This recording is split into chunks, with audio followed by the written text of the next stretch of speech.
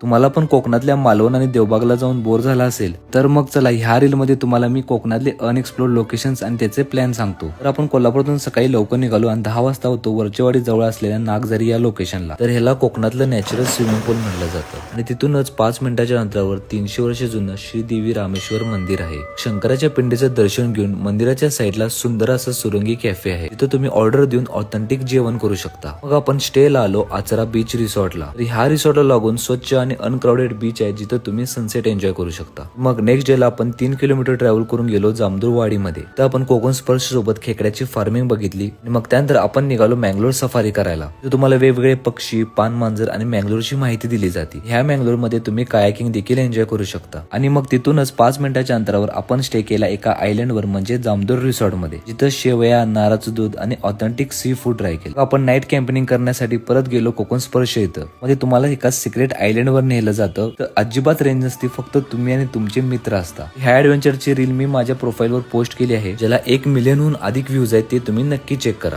आणि मग सकाळी उठल्यावर तुम्हाला इथं आचरा लाईट हाऊस दाखवलं जातं। मग कोल्हापूरकडे येताना सुक्कलवाडीमध्ये फेमस झालेलं स्फटिक शिवलिंगचं दर्शन घेतलं। तर मग तुम्ही हे सगळे अनएक्सप्लोर लोकेशन कोकणात येऊन एकदा नक्की एक्सप्लोर करा। बाकी सगळं डिटेल इन्फॉर्मेशन मी कॅप्शन मध्ये दिलेलं आहे। मला फॉलो करत नसला तर फॉलो करा, कारण सगळ्या राईड आणि स्टे वर आपल्या फॉलोअरसाठी डिस्काउंट आहे। व्हिडिओ आवडला असेल तर लाईक आणि मित्रांना नक्की शेअर करा, कारण कोकण आपलंच असावं।